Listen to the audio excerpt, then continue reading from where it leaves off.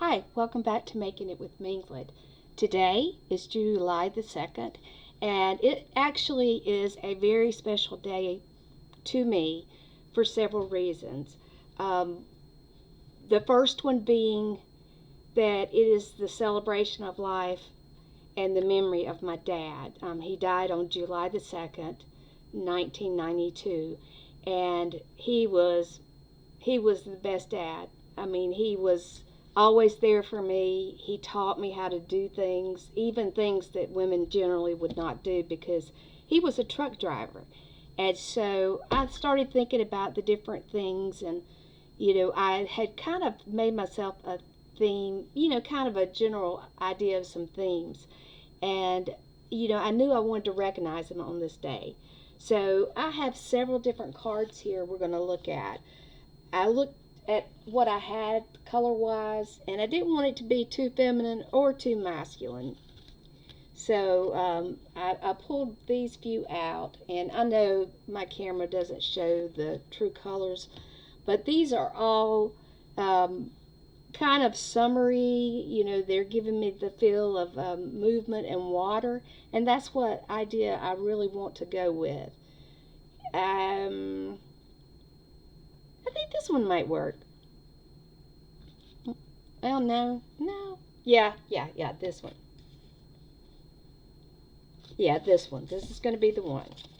So, not only is it a day that I celebrate my dad and how special our relationship was, I also celebrate two family members' birthdays.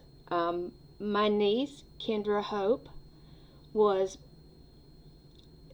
delivered by cesarean, and so they got to choose. And in that process, they decided that what they wanted to do was have her delivered on July the 2nd, just to the Lord gives and the Lord takes away. So my dad was gone, but we were getting a new niece. So we all thought that was kind of neat, because we always tried to do something special, especially those first few years. They're the hardest. If you've ever been through grief, there's no time limit on grief. I still think about my dad when I smell diesel. If I'm sitting at a stoplight and I smell diesel, because he drove an 18-wheeler and he loved it. He loved being on the road and he loved traveling around the United States. And he did go all the way from the east to the west coast with a special load one time. And that was the longest trip he ever took. But most of his routes were up to Connecticut. He had, pretty much a standard route that he did. Now, I have already got out my letters so I wouldn't have to scrounge through, and I've got some stays on ink, and I am going to make sure it's printed well.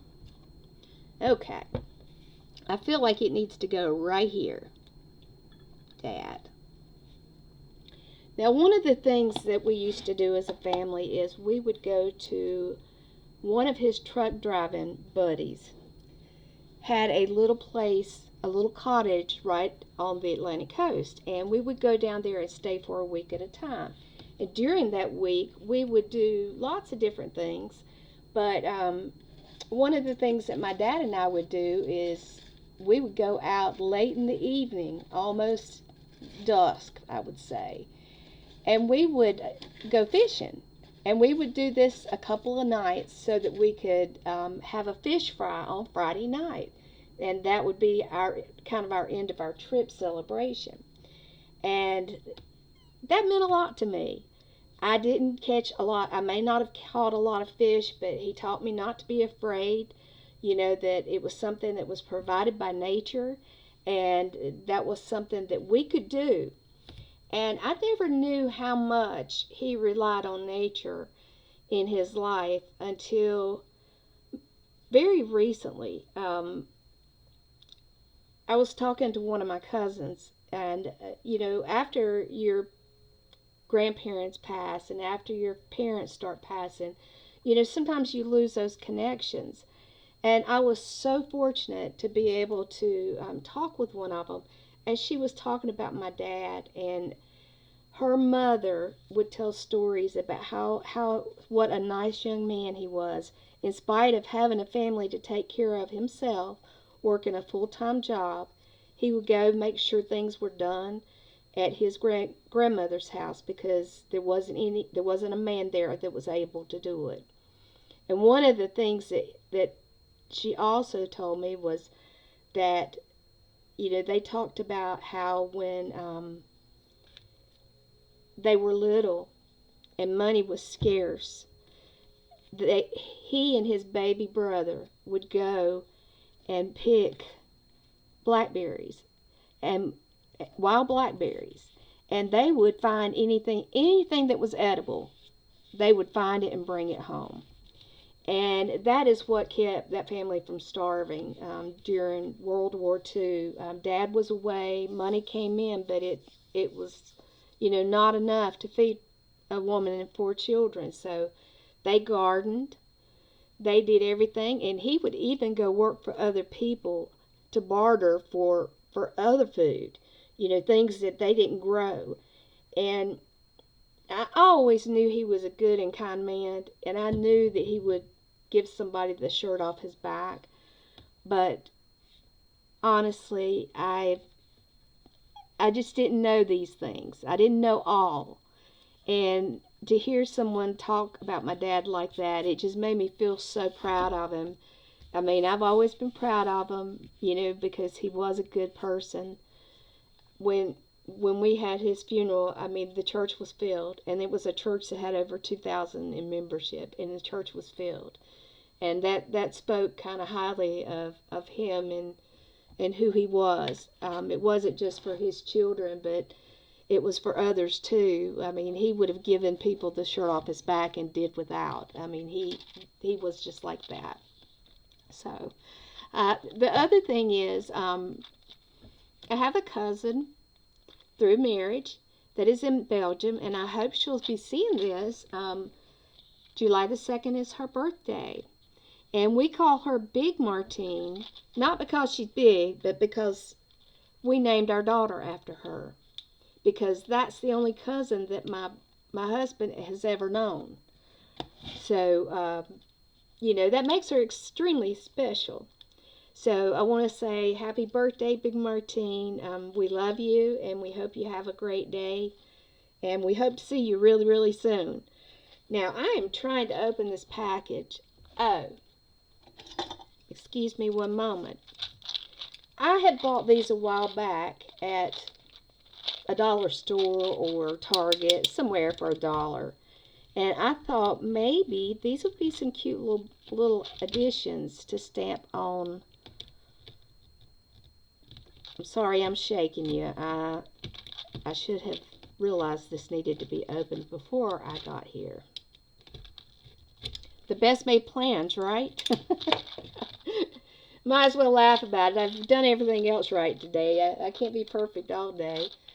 All right, let's try this. Close your eyes, everybody. Oh, there we go. I wear glasses, so there's no safety issue there. All right. Now these I think, yeah, you can hook them together. So I might just hook a few together if my fingers will do it. Yeah, we'll just put a few of them together, maybe 3, and I'll do one with 2. They're just little interlocking fiddly things. I don't know, they just caught my eye because I thought, well, that might be kind of nice. And if I'm smart and I put one up like, let's see, can I do that? Oh, and don't look at my nails. I need to get them done. No, wait, I need to do them. But usually on the 4th of July, before the 4th of July, my daughter usually paints them for me because we usually do patriotic. That's too hard. We're not even going to fool with that. I thought I might make a handle. But obviously, the answer to that is no, not easily. So I'm going to put a piece of tissue paper up here because I can multitask with this. if I'm going to put this stuff down in the stamp and get messy fingers, I might as well see if I can get more than just the print on the card.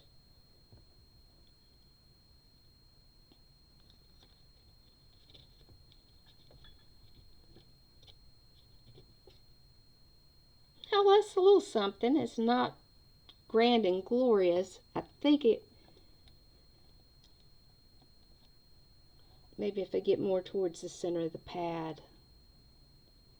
It's probably saying I'm hot and thirsty, just like I am. All right, let's see. How does that look? That's not bad. That's not bad at all.